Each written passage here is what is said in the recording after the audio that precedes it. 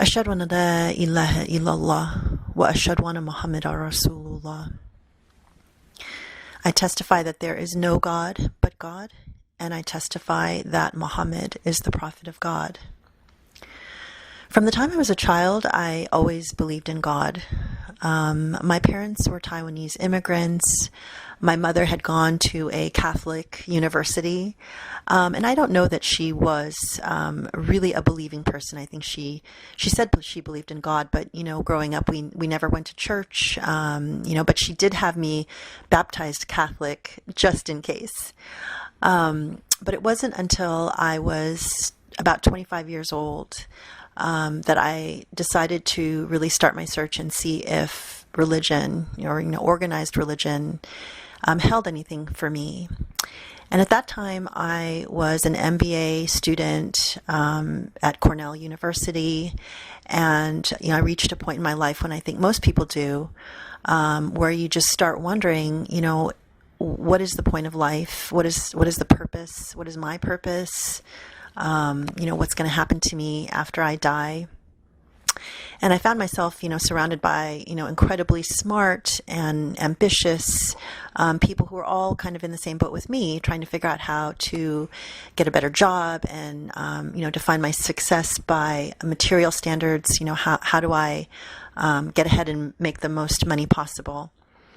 And I think it was in that context, I'd been raised that way to kind of seek the American dream. I mean, that was my parents' goal when they came from Taiwan to the United States.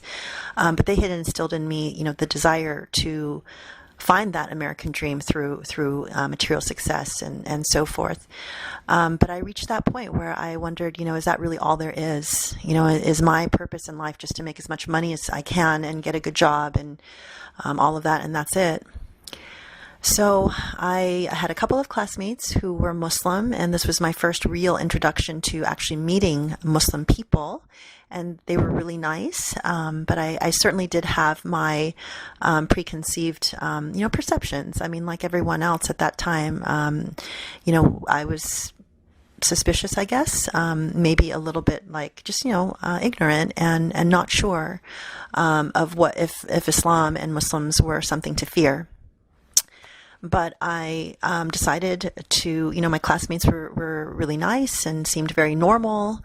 And one of them even prayed 5 times a day, which at that point to me was just an amazing act of devotion. And I couldn't imagine, what in the world would you feel strongly enough that you would pray 5 times a day?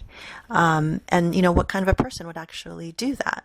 And it intrigued me. It was very interesting to me. So I went to the Cornell Library and I checked out a book and I started reading about Islam. I, at that point, was feeling lost and like I was missing something and searching for something and longing for some meaning. And I started to read my book and pray at night and talk to God, something I hadn't done in a very long time. And I was really shocked to discover, the more that I learned, that Islam was not at all what I thought it was. In fact, it was very familiar, and everything that I learned about what Muslims believed was very intuitive to me. And I was so surprised that, my God, this is exactly what I've always believed.